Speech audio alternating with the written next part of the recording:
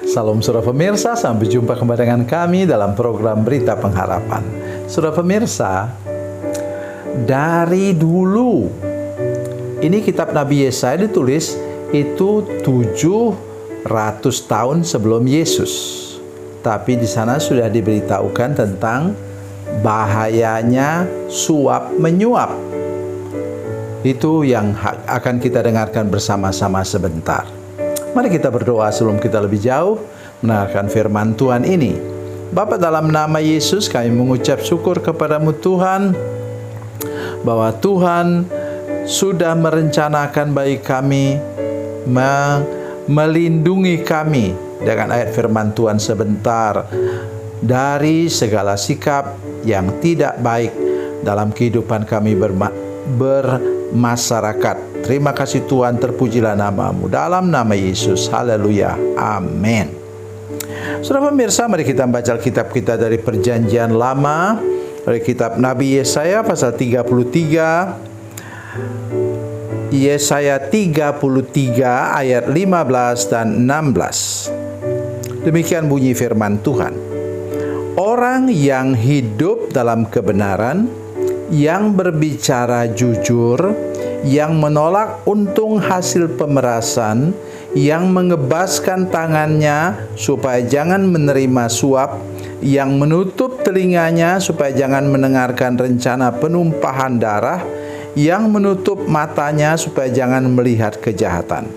Dialah seperti orang yang tinggal aman di tempat-tempat tinggi. Bentengnya ialah kubu di atas bukit batu.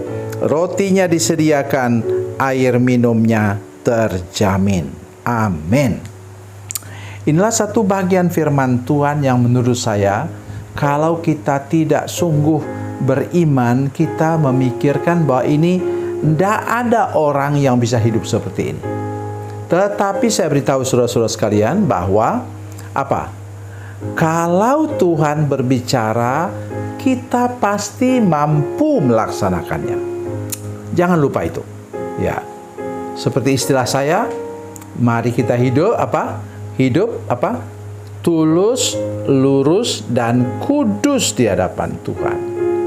Para pedagang mengatakan pada saya, "Pak, tidak bisa untung." Tapi saya katakan, kalau Tuhan bilang begitu, kita pasti bisa untung. Yang Tuhan suruh kita jangan sampai menipu orang. Oke, jadi mari kita lihat. Orang yang hidup dalam kebenaran. Yohanes 17 ayat 17 mengatakan bahwa Alkitab inilah kebenaran.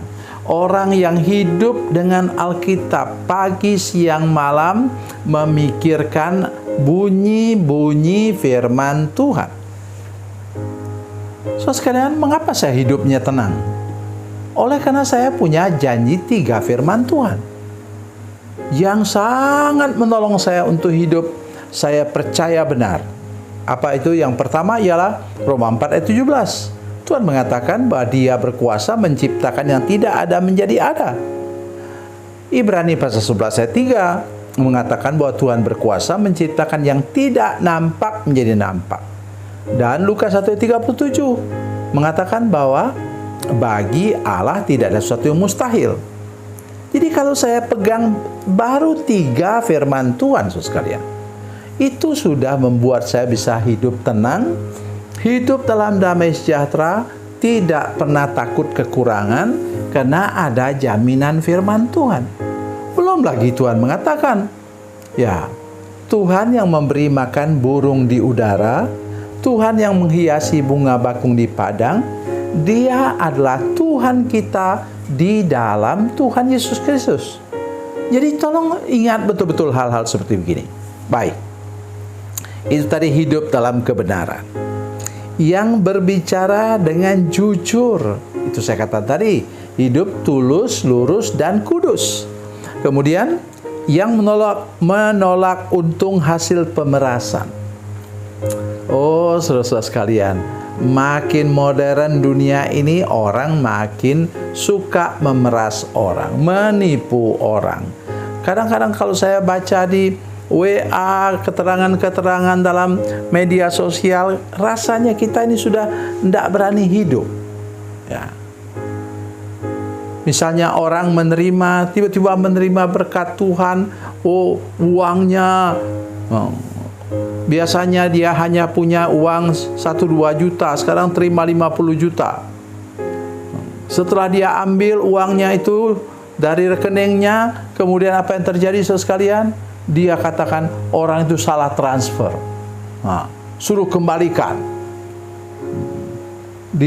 Dituduh lagi dia menggunakan media sosial untuk menipu orang.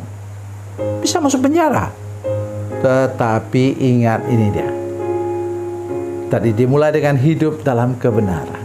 Kalau kita hidup dalam firman Tuhan, kita mempunyai jaminan-jaminan bahwa kita terlindung oleh kuasa darah Tuhan Yesus Kristus. Jadi jangan pernah takut hidup, ya, saudara sekalian. Terus apalagi?